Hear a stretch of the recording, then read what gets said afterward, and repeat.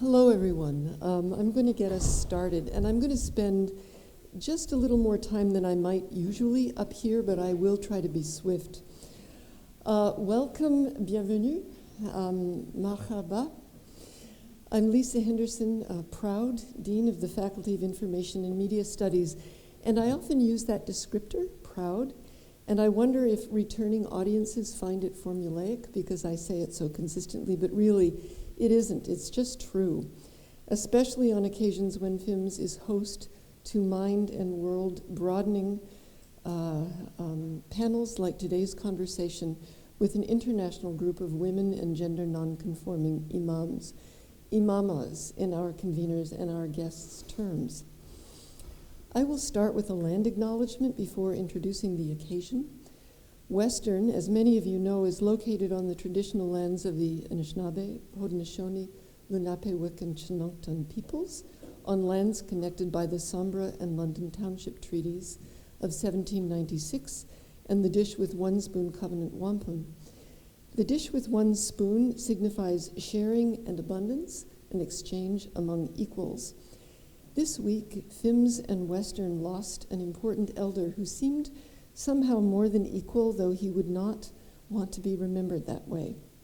Elder Dan Smoke received an honorary doctorate from Western in 2022 alongside his longtime partner Mary Lou Smoke, who survives him, for their long work as journalists, radio hosts, community and spiritual leaders, and activists. We knew Dan was ill, but that doesn't make his loss any less of a shock, especially in a week when the Honorable Murray Sinclair, chair of Canada's Truth and Reconciliation Commission, also passed away, and so did Oneida Nation educator Amanda Kennedy, who was well known at Western. Community condolences to everyone and to Mary Lou. We will hold you in the light, Dan, and we wish you safe travels home. One of those greetings is Quaker and the other is Indigenous, and yet they're in dialogue. Now, if you aren't Muslim or a student of Islam, and I am neither, it would be easy to be unaware of how questions of gender and religious practice are raised and carried in Islamic communities. Indeed, it would be easy to be unaware of the reach of Islamic feminism, including gender non-conforming Islamic feminism. It's not the mainstream media's first stop in covering Islam in Canada, the US, in Europe, or globally. That would be stories about terrorism, military and religious conflict, repression or suffering, most recently about the war in Gaza, the uprisings in Iran, or the occupation and then abandonment of Afghanistan. In London, Ontario, it would be about the death of 5 members of the Afzal family in 2021 at the hands of an anti-Muslim pickup driver. But there are over 2 billion Muslim people worldwide, so you know those stories are not enough. The Muslim community in London, Ontario is itself diverse. In 2022, almost 7% of the city's and region's population identified as Muslim. That's 40,000 people, and the city hosts the Merrill Muslim Advisory Circle. The London Muslim Mosque is a community centerpiece, though hardly the city's only mosque. Gender nonconformity, feminism, and Islam is the landscape that our fall 2024 Asper Fellow, Sheima Benembarek, brings to us and to her undergraduate course this term on reporting from marginalized communities. And Sheima is right here. I'll keep going for just a little bit. Currently a contributing writer for The Walrus, Sheima's writing has also appeared in Strategy, Broadview, Maisonneuve, Vogue Arabia, Chatelaine, Quill and Quire, and the Literary Review of Canada. In 2020, Sheima was named one of 5 RBC Taylor Prize Emerging Writers, which helped raise her profile among literary agents and launch her career as an author. Her groundbreaking 2023 nonfiction book, Halal Sex, The Intimate Lives of Muslim Women in North America, copies of which are available after the session today, and my guess is that you could persuade Sheima to sign them, which she began writing while she was an MFA student at the University of King's College in Nova Scotia, stands as a career achievement and a major contribution to the conversation. Now, I want to break here briefly to acknowledge that this winter, our Asper Fellow will be longstanding journalist Kathy Gannon. Gannon is from Timmins, Ontario, but has lived in Pakistan and reported for the Associated Press from the Arab region, especially Afghanistan, for over 30 years.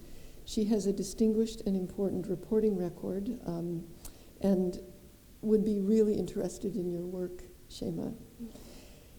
Today's panel, Breaking Barriers, comes from Sheima's new project about women and gender nonconforming imams internationally.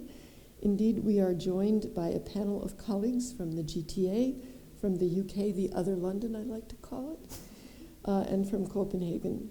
I will let Sheima introduce our guests, but as Dean, I do want to welcome Imama Farheen Khan from the GTA, Imama Sherin Khankan from Copenhagen, and Imamx Asma Bhol from London.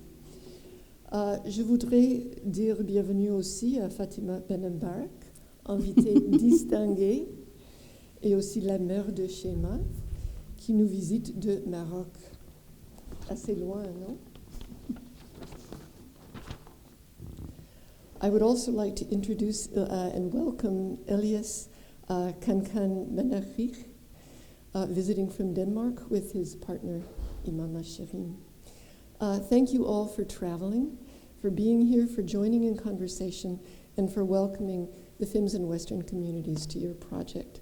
Finally, as always, thanks to the amazing FIMS team, including Sid Hall, Becky Blue, Suzanne El Sharafa, Paul Buckley-Golder, Ryan Travers, Jeremy Ramos-Foley, and Matt Ward. Have I missed anyone among our stunning staff?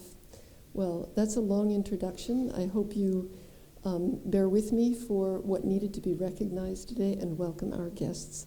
Sheima, let me pass it over to you. Thank you.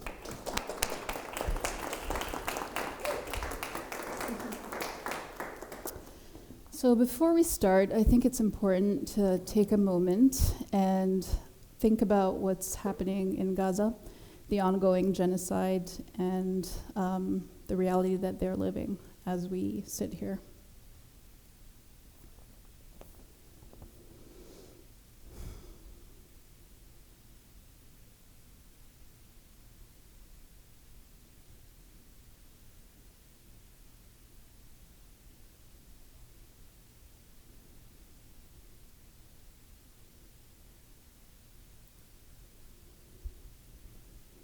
I was born 41 years ago to a deeply faithful religious Muslim woman, Fatima.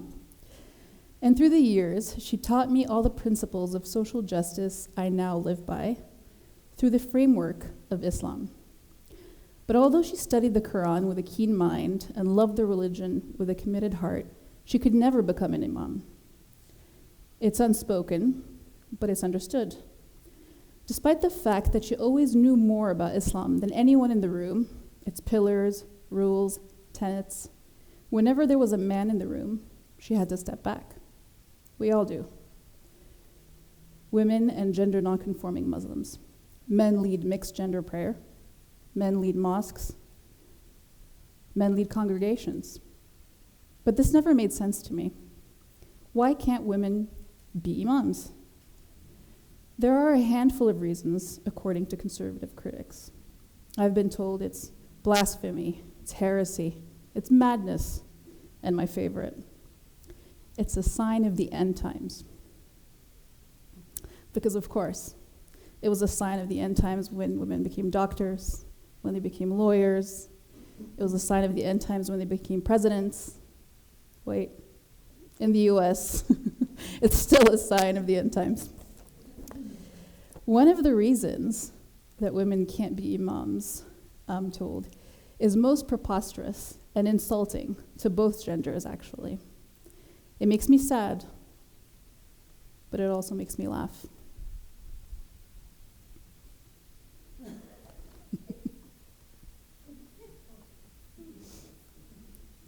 because why should men actually focus on prayer when they can focus on an imam that's behind? So like the stubborn journalist that I am, I started to research and research and research, and eventually I came across feminist, reformist Muslim scholars who offered alternative and reasonable interpretations to many of the rulings I was familiar with in mainstream Islam. One of those views is that women and gender nonconforming Muslims can be imams, or imamas, or imamx. There's nothing against it in the Quran. Islam is not the source of oppression. This faith promotes gender equality. And so we're gathered here today for a thought-provoking and empowering discussion on feminist Islam, featuring 3 remarkable Muslim leaders who are breaking barriers and are redefining not only what it means to be an imam in today's world, but what it means to be a Muslim.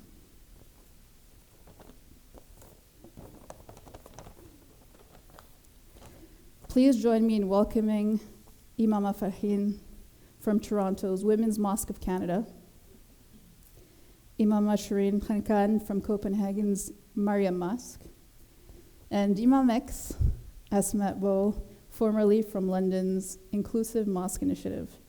Each one of them has dedicated their life not only to faith, but also to advocating for inclusivity, justice, and equality.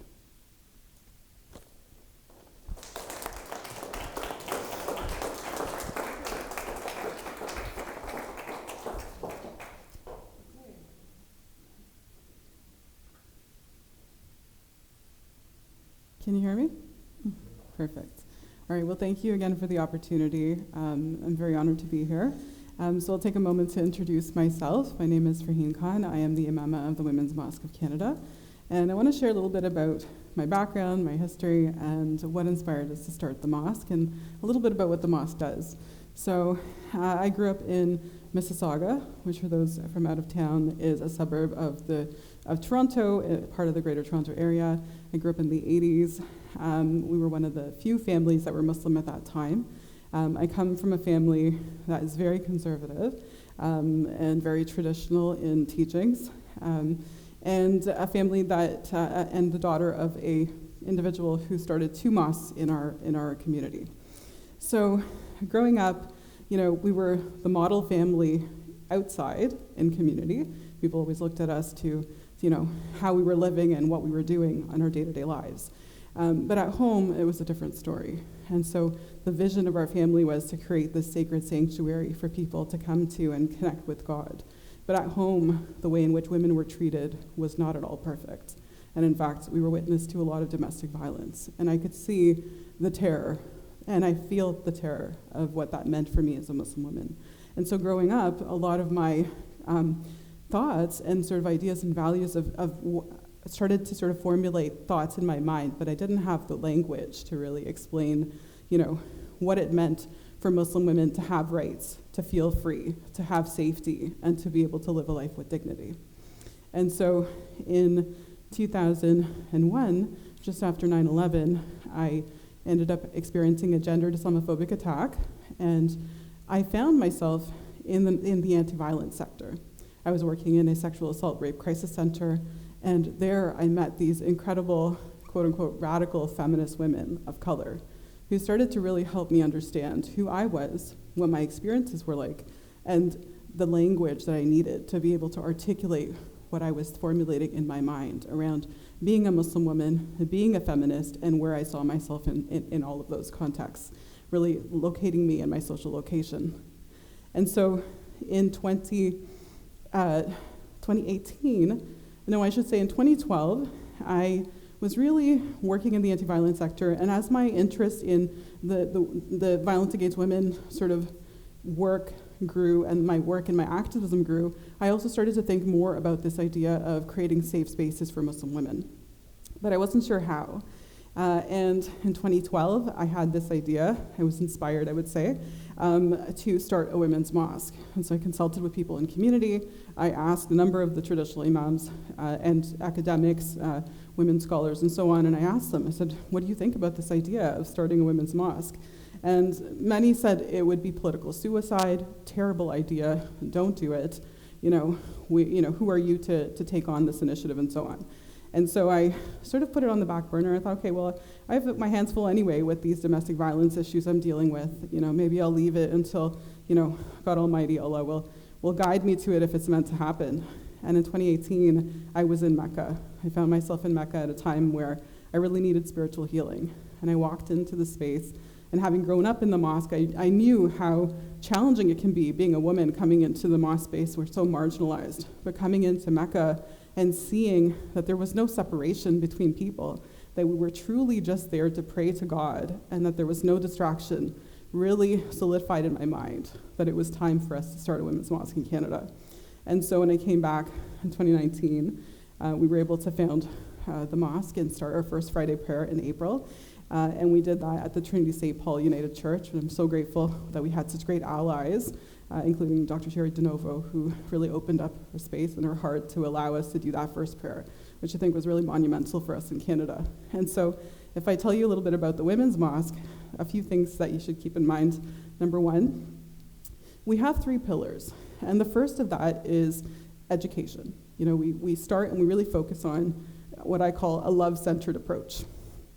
Really focusing on God's love, God's mercy, God's compassion, and not really thinking about or really focusing on the guilt, the shame, and the fear of God. Because so many of the women we support really come in with issues of domestic violence and have experienced so much trauma that they're already grappling with this idea of not feeling worthy of being able to connect with the divine creator, Allah. Then why would we go down that path, right? We want to reinforce that God is loving and merciful, and that we have the right to connect with God regardless of what experiences we've been through. And so that's really a part of it. But when we start to talk to women, and we did in the beginning, and we continue to do, about the rights of women, the importance of Islam, and women's safety, and how progressive Islam is in the way it was revealed, women start to really think about their lived experiences and how that does not necessarily always align with the teachings. And so we quickly identified that we needed a second pillar, which was the pillar of intervention. And a lot of the work we do is to actually support women in exiting some of those situations that are very high risk, honor-based violence, religious abuse, and so on, and trying to help them not only get out, but also to challenge some of those belief systems that would ultimately bring them back to a place and put their lives at risk. And the third pillar of the Women's Mosque is really focusing on reintegration. We know a lot of these women can't go back to their homes after they've taken such a huge step, and so we've created our own little community, and we remain connected as family through that process. And so one of the other things that we've recently started, which I think I'm very excited about, is this idea that not only are we interested in making sure that women have a spiritual healing experience within our mosque, and we're working towards having a physical building to do that, but also that we understand that there's a connection between mind, body, and spirit. And so for us, we've also introduced a new program called the Sisters in Power program, which is all about strength training and weightlifting for women that are survivors of violence. And I can't tell you how transformational that experience has been to really help women reinforce this idea that we are strong, but also that we are worthy, and that we can be our full authentic selves and be strong and not reliant on anybody else, but really just be able to live our lives the way we want to. So if you want to learn more about the Women's Mosque, you can go to womensmosque.ca. Thank you.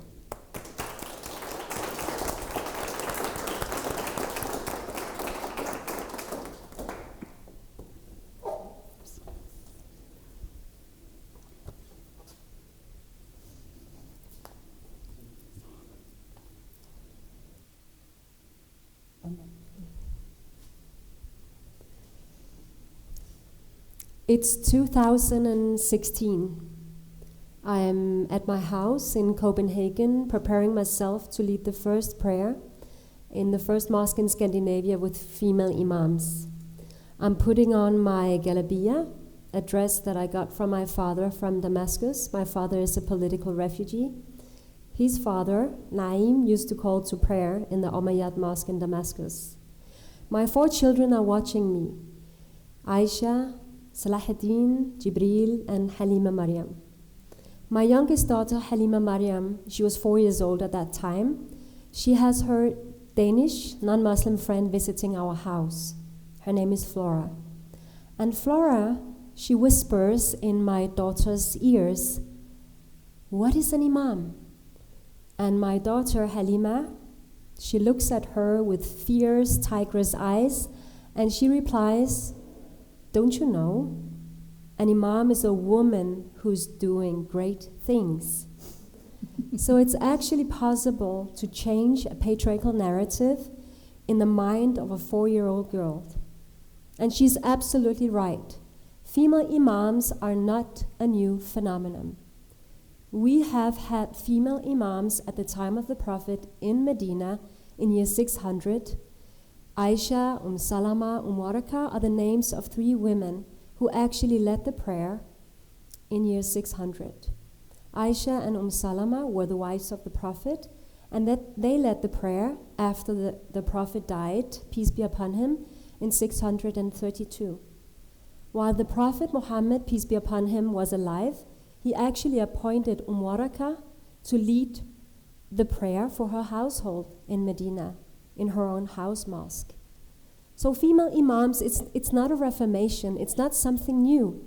It's actually a very integrated part of our Islamic tradition. In the Mariam Mosque, we have like 3 major reforms, and all 3 reforms are based on Islamic principles on justice and equality.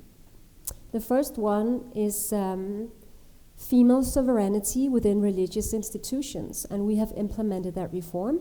Since 2016, women lead the prayer, call to prayer, deliver the khutbah, and we have had more than 10 female imams during a period since 2016. And today we are 3 female imams in the mosque. And we have also normalized the concept of female imams. When we started in 2016, like my sister said, everyone said it's impossible. Who gives you the legitimacy to start a mosque with female imams? It's not a part of the Islamic tradition. But today it's normalized. Everybody knows that it's possible, and sometimes it takes only a small group of people to create change. The second reform is women's right to divorce without the consent of the husband. When I started the mosque, I didn't know what the problems was in our community, and I quickly found out that women's right to divorce without the consent of the husband was not something, was not possible. So the majority of the mosque communities in Denmark, they all implemented a patriarchal tradition where you need the consent. So we changed that. We constructed a new marriage contract where it is stated clearly that 1, women have the right to divorce without the consent. 2, before marrying Islamically, you have to be married civilly. And if you have a civil divorce, you are instantly religiously divorced. So it's very easy. If we state clearly in the contract, in the marriage contracts, that women have the right to divorce, nobody can discuss whether she has the right when she comes and wants to divorce. But the problem is that this right is not stated in the majority of the marital contracts. So our aim is to standardize these contracts so every mosque in Denmark use the same contract or implement women's right to divorce in the contracts. Also, if you make the fusion between civil Danish law and Islamic practice, you could also reduce the problem a lot with women being trapped in a psychological violent marriage that she cannot escape because her husband refuses to give her the divorce. I have conducted more than 190 Islamic divorces without the consent of the husband in Denmark. And also, we have women from Sweden, crisis centers in Sweden, and also some women from abroad who found out that we are actually doing this in Denmark. The third reform is women's right to marry across religious boundaries. I have 6 children. I have 3 girls and 3 boys. So my girls are 2 years, 13 years, and 20 years. What are the chances that my 3 girls will grow up and fall in love with a non-Muslim? It's huge because we live in Denmark, we live in Europe.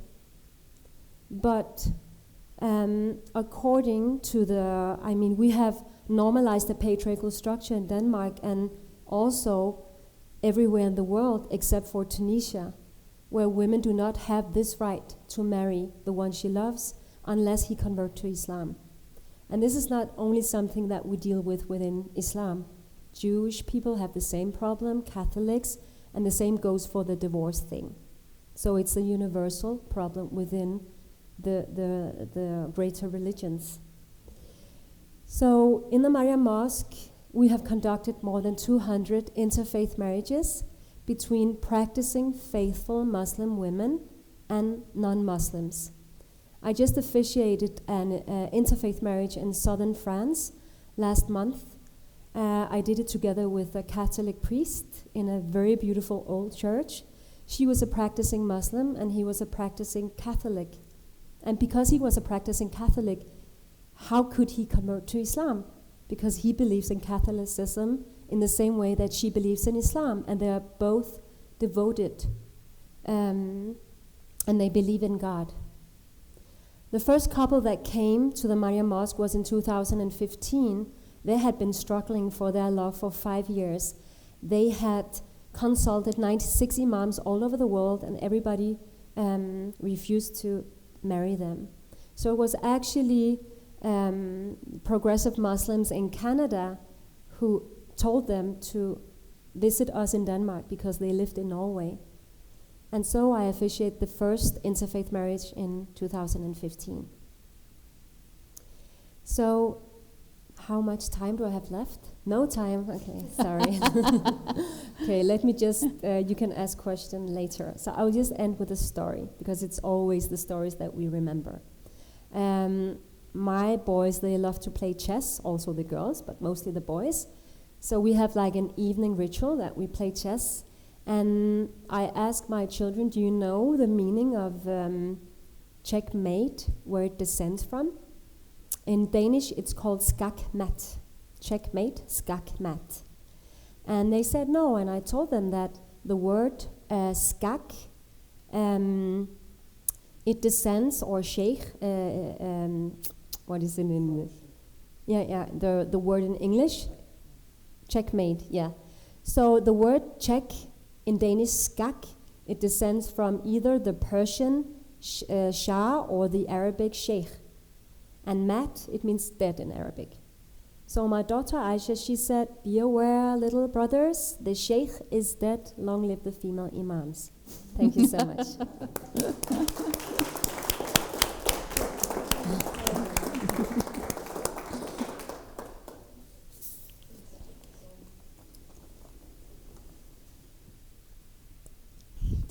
Testing. Good? Does it sound good? Shall I sing?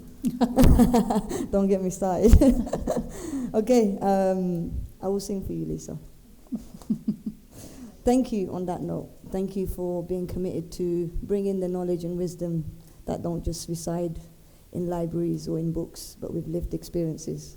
And thank you, everyone, for being here, witnessing us in the work that we do, because we're often lone wolves. We haven't even met each other yet, and this is the first time. So, yeah, really surrendered to trusting and being available as the vessel that I am. So I don't know what to tell you other than what comes to my mind, and thank you for the conversations that we've had earlier. So my name is Asma. I might take your breath away. On that note, yes please. On that note, you can imagine having a name like that. I am of many names. Asma al-Husna means the many names of Allah. also means loftier and more eminent. So, you know, taking my first breath, the breath that God has breathed into me. In the Quran it says breathed into Adam. But what is the use of knowing of what Adam did or who he was, other than knowing that we must reflect on humanity? And I believe all of us have power. It's what we do and how we use it and how we distribute the power that we have. Because we know that actually oppression isn't distributed accordingly, and so isn't equality. And so I have made a commitment in life, coming from a migrant family of many migrant families, of course, one of the first in the UK, born to a paralyzed mother with 4 children, and her being my imam. Everything I learned was learned in how she practiced and had faith. That don't worry, we've got this. Allah will provide. And witnessing that, you know, going to masjid, learning the Quran, being an Indian. I speak 6 other languages, but I don't speak Arabic. But still, I'm not Muslim enough for the Arab community. But you know, I know that in my heart, I feel that God. That regardless of what I was taught in the masjid environment, by the ulamas and the sheikhs who were brought out by the Saudis, who were then brought out by the colonizers, something's not right here. God is not angry all the bloody time. The God that makes our planets turn and leaves change color, and we take a breath without even thinking about it. The God that makes a human body in a human body. I've got to try and find this out more. Unfortunately for me, and in many ways fortunately too, my mom passed away, and I was lost. I was like, shit, what do I do now? I knew I was queer from a very early age, something I fought very hard and begged God to turn me straight. Believe me, I've been on my knees and they're bleeding, but it was not happening. Instead, I was led to a group of people who believed that actually we don't need to be segregated. We don't need to be a certain way to worship our Creator, because in the end, there is no intercessor. I know I will be judged. I know you will be judged. So be unto you your religion and be unto me mine. So with that, I live life and do what I can to enable and affirm life in the way that I want to live, with the principles, learn and expand myself, stay committed to what can I do here to take responsibility of what I can do in life. Coming back to be unto you your religion, be unto me mine. I can't control you. You shouldn't control me, but they do. But what can I do? I can take responsibility here. What are my demons that I'm working with? How can I bring them to the front and be like, yes, actually, the country I reside in is made by the colonizers, off the back of the blood, sweat, and tears of my ancestors. No, I have to. This is a very interesting one, and notice this. Walking on the street, sometimes people just don't see you. And you're like, am I not here? So you have to yourself be like, actually, I'm here. Let's walk. There is enough space for us. There is abundance. I'm not saying you shouldn't exist, but just let me exist too. Do you, I do me, and live in the fundamentals of Islam that says there are many rivers to the sea. You cannot confine the creator of this realm and many other realms, the unseen forces that our brains cannot even comprehend, to one creed, and that is what Islam is. And these are the ways of thinking and knowledge and wisdom that has been erased so patriarchy can rule, erased so capitalism can continue to exist. Because actually in Islam, what I have is yours and what you have is mine. Your life, your breath, your ease, your existence is mine. Mine is yours.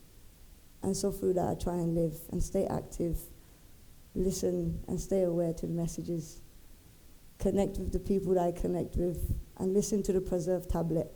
And so something that I have maintained and sustained despite not having spaces in the mainstream masjids is remembering the things that touch me the most, and that is the connection and the feeling that actually there is a greater force that is at play and is in everything. If we just look, if we just listen, if we just smell, taste, and be in this vessel, in this moment. Yesterday is gone, tomorrow's not here. What can we do in a time where actually weapons are specifically made to behead babies in Palestine? Invasion in Lebanon, Congo, Sudan. Every land that is rich is being pillaged. There is no coincidence that you are breathing with me here today. We are all the ancestors' prayers. We are the delayed response to that.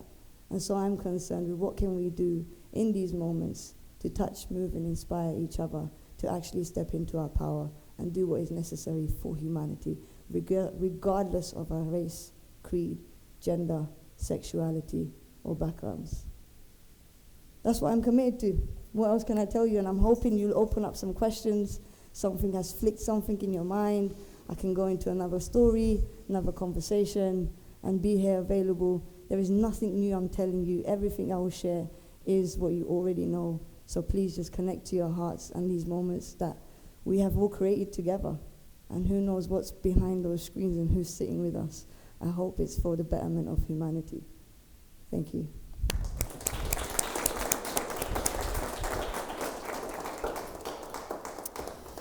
Tell me they were not born to be imams. I visited each one and was moved every single time to tears. Thank you for doing the work that you do. So I have some questions, but also while I ask them, I'd like the audience to think of their own questions, and we'll have an opportunity to share them. And anyone who is joining us on the virtual live stream is also welcome to send in some questions, and we can read them to the panel. So the first recorded instance of a woman leading a mixed gender prayer happened in 2005 by Amina Wadud in New York. And it created such a backlash that there was a death threat website set up trying to track her down. My question. Can you share what inspired you to pursue leadership as a woman and gender nonconforming person in a traditionally male-dominated religious space when you know how tough it is? Any one of you can jump on it. Go ahead. Okay. Did I share it in the beginning? No? Did I speak about Syria? A little bit, yeah. I had my inspiration in, as I said, in Damascus in Syria. When I did my thesis, I was just thinking, how come that we have normalized the patriarchal structure? There have been so many discussions within Islamic history about the concept of the Imam, the concept of the Khalif. What are the premises for a Khalif? The Caliph, that's the highest religious leader. And originally, there were two premises for the Khalif. First of all, it had to be a man. Secondly, it had to be an Arab. So people, they ruled out the fact that he had to be an Arab, claiming that Islam is a universal religion. So of course it could be anyone of any origin. Islam is against racism. But nobody ever dared to challenge the fact that the Khalif should be a man. Why not a woman? And yeah, so when I was in the Abu Nur Mosque, I thought to myself that when I come back to Denmark, I would like to challenge this patriarchal structure. And I started the first organization with a female Muslim leadership, and then we just slowly, we worked our path. I was also brought up on the Sufi path. My father is a Sufi Muslim. Sufism is the spiritual path within Islam. And I am very inspired by Ibn Arabi. He's the founder, one of the founders of the more, he made the Sufism more theoretically. And he lived from 1165 until 1240. He's like the father of Sufism. And I'm very inspired by his literature. And he's challenging the normal interpretation of gender. He also says that people who do not understand that Allah has created a world of multiplicity, because Allah wants us to want multiplicity so as to understand His unity. So you cannot claim to be a Muslim if you deny your sister or brother, or whether he or she or is a Christian or a Muslim or a Jew, or you have to accept the multiplicity that Allah has created. And even when we pray, the prayer is a constant mental and physical movement between Tawheed, unity, and multiplicity. So Sufism is very much about dissolving all the manipulated dichotomies that we people have created.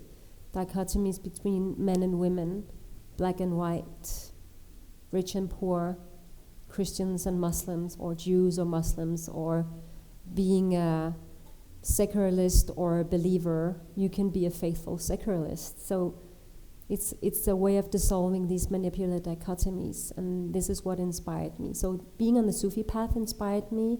I was always involved with how to equal women with men.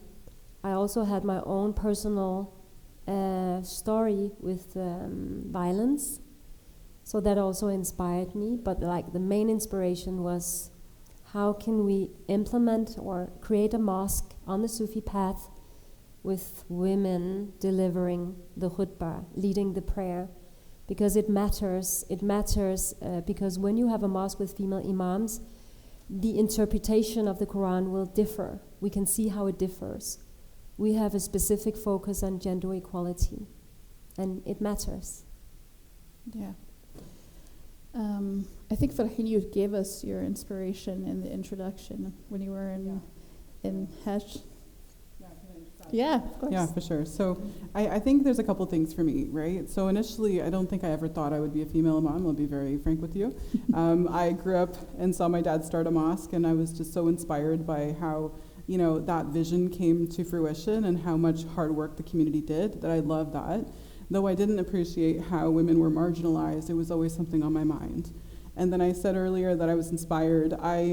After 2012, had also had an experience where I was in an abusive relationship, came out of that, and was really just praying for an answer from God to say, what am I here to do? Like, what am I supposed to do with my life? I feel like there's something greater, there's a greater calling. And I had a dream about it. And that was what really gave me that inspiration of like, okay, wow, we can have a beautiful sacred mosque for women only? Like, this is amazing. But how that would actualize, I had no idea, right? Yeah. And so I left it after I did the consultations, because folks said, oh, it's not a good idea, you definitely shouldn't. I thought, okay, well, that idea came from God. Maybe the path will come out too eventually, and that's how I've lived my life. So when we started the prayer and the first Friday prayer, when I came back from Mecca, I was like, okay, we're going to do this, right? And I reached out to other feminists within the sector, and including Sherin, and we found the space and so on. But I didn't imagine myself being the female imam that was going to run the prayer, right? Like, I didn't think that it was mine to do, which is really interesting, right? God leads us down certain paths. So I thought, okay, we'll set it up. We'll have another woman lead the prayer, right? I can tell you, we tried so hard to find somebody. Nobody wanted to do it. And I was like, the date's coming up. Like, it needs to happen. Like, I guess it's mine to do. And that's how it started. But I'm really grateful for the opportunity now, because I think I've grown a lot in the role. Mm-hmm. And I do think that there's value, because when you talk to women about Islam, and particularly the work we do around violence, it's really important for them to hear it from a woman, right? Yeah. And to really be able to validate their experience, and to talk with confidence that it's actually not part of the tradition, the violence. And like Sherin said, like, there is a gendered lens that we bring to the table, which I think is important. So yes, are there risks at doing the work that we do? For sure. But the benefit, the reward that you see in supporting the women is equally as important. And I think that's what leads me down the path. Yeah. Asma, you talked about the intersectionalities that you experience, being queer, being racialized, not speaking Arabic. And you have led mixed gender prayer. Why do you do this? It's easy to walk away. Why do this? Yeah, I mean, I don't know, people think I might be mad, but it's not something I thought I would do, it's definitely just questioning and being like, something does not feel right here. And I think we were speaking about this earlier, where we experience the things that we experience to take us to where we need to be. And so I had to depend a lot on the unseen forces to survive in the world. Being raised in a family with my mum being paralyzed and having to think for her rather than think for my own safety, there was a level of understanding that I had to have of the world and my senses and my ability and what's around me.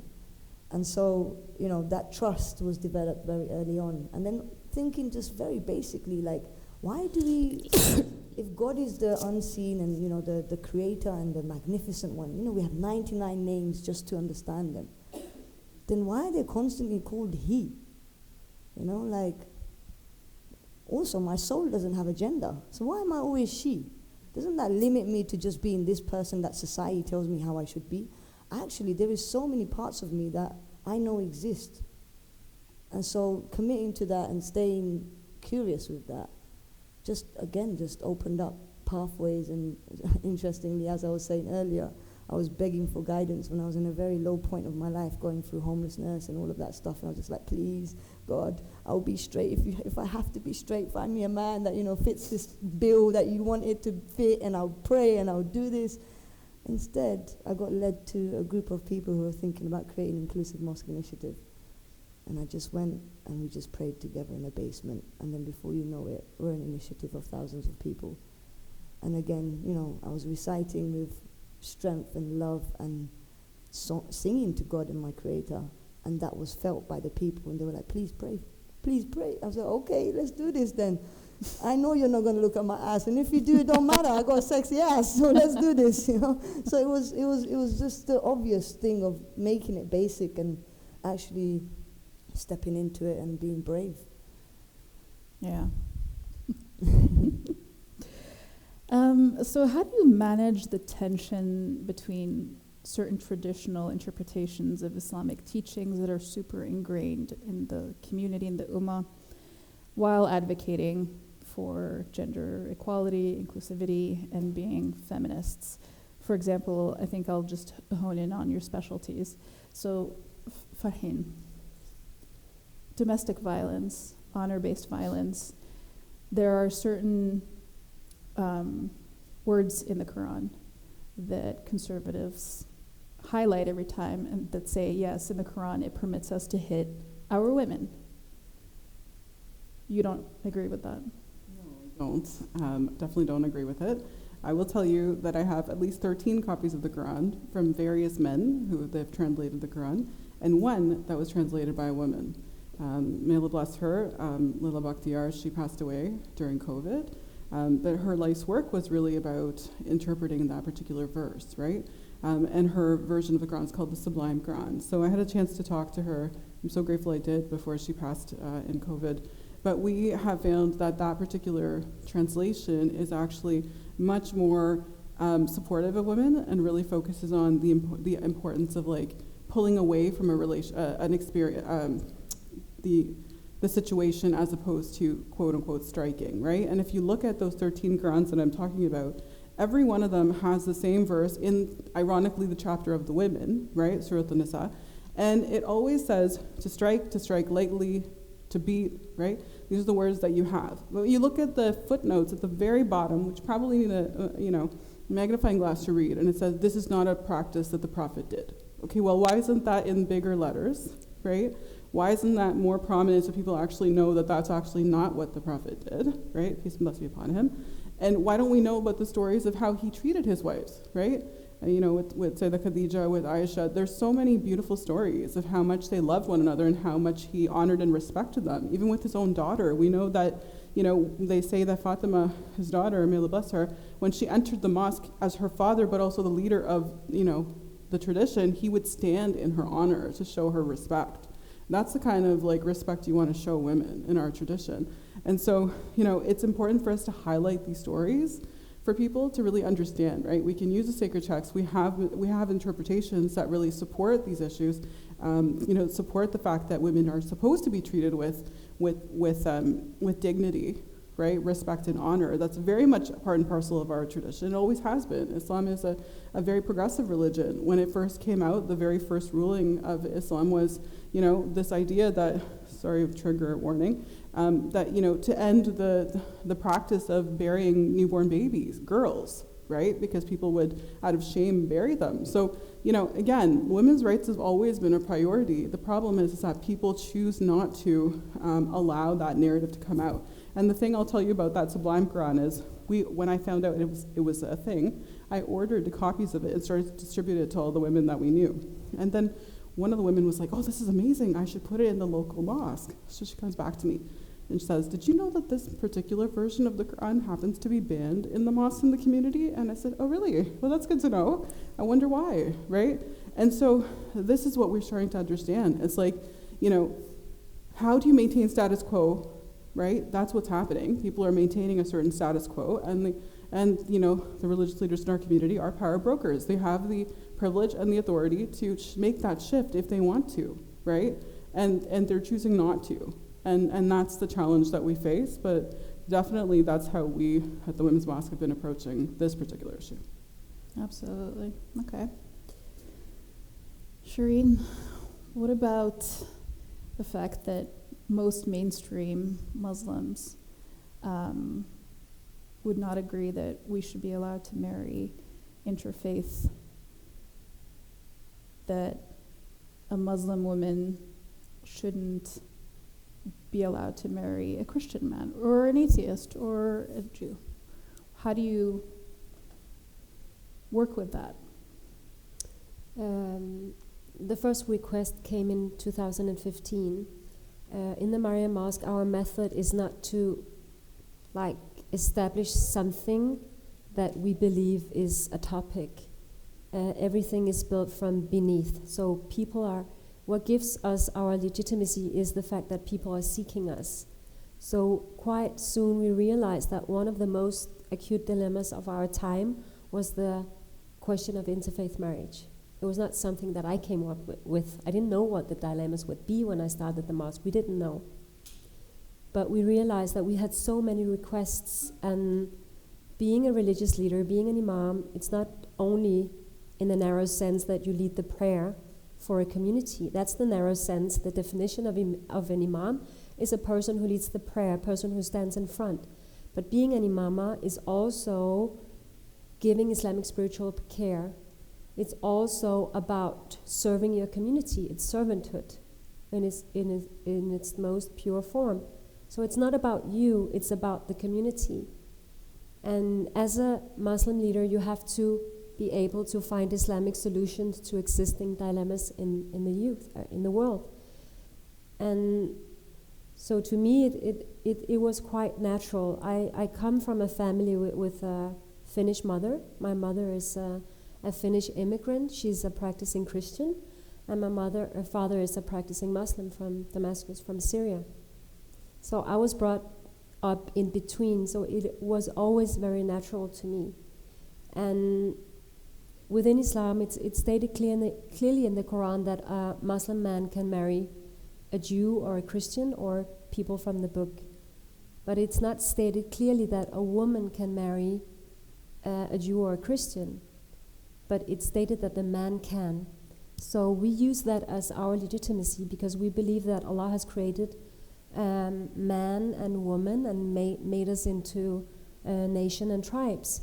So what goes for the man goes for the woman. Allah has created us equally, and Allah has given us equal rights and possibilities in life. And the Quran, some of the verses in the Quran are also like great metaphors for us. It's like an ocean to try to understand.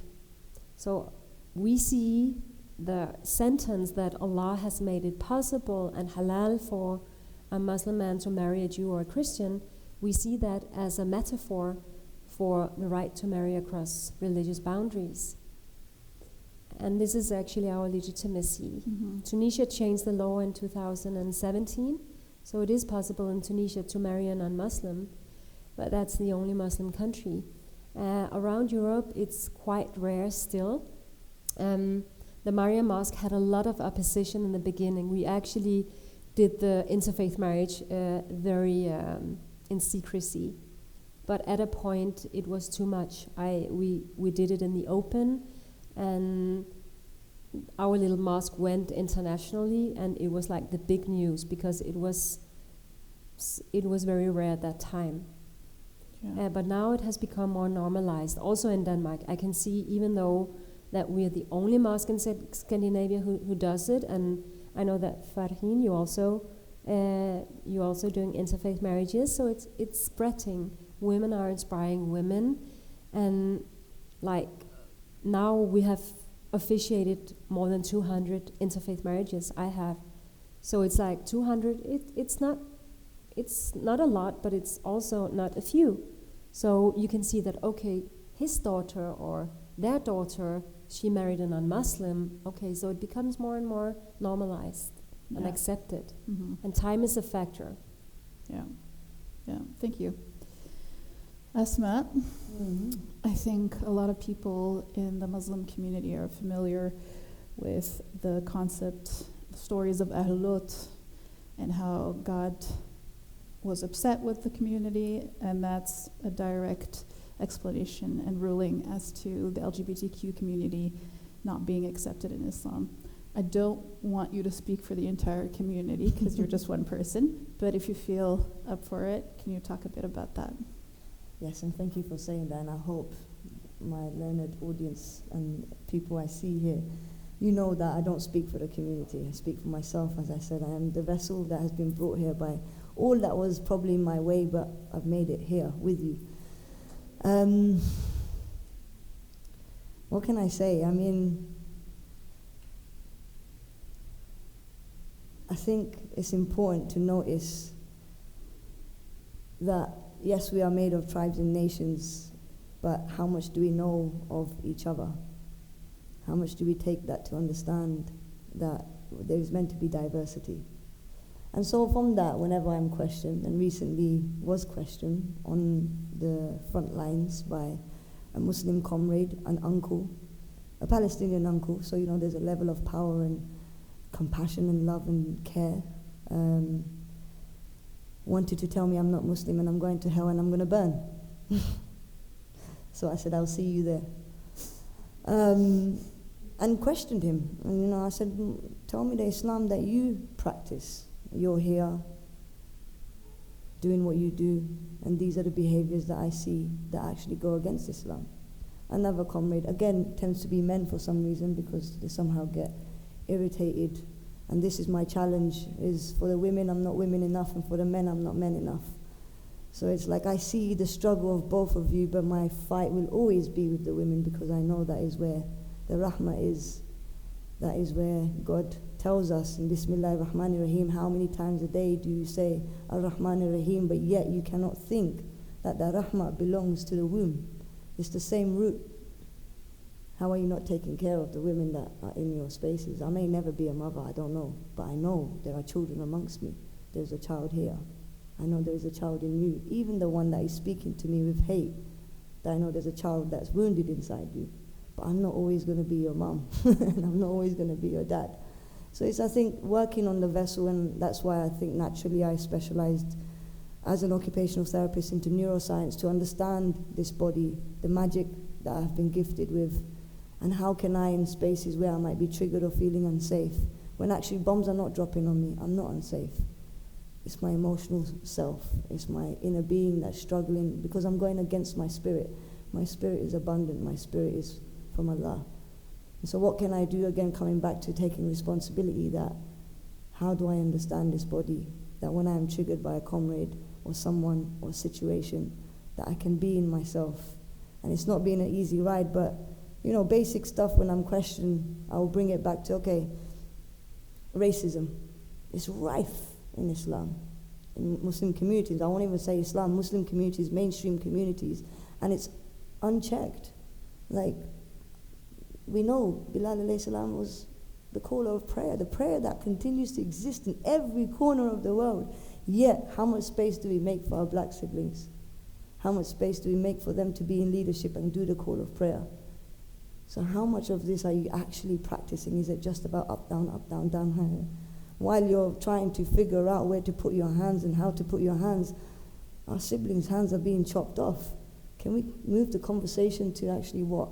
love and humanity and compassion and the mercy of Allah is by starting with the mercy, those who carry our societies, those that we say the heavens lie beneath her feet, our mothers. Interesting, I had a conversation recently with, again, a comrade who coming through a protest environment and was like, yeah, I believe in women's rights and, let's have this conversation. And I was like, yeah, my mom is the leader, she's the matriarch. I was like, yeah, where is she? Why is she not here with us chanting? Oh, she's cooking and cleaning, innit? Oh, so she's the matriarch of cooking and cleaning, yeah?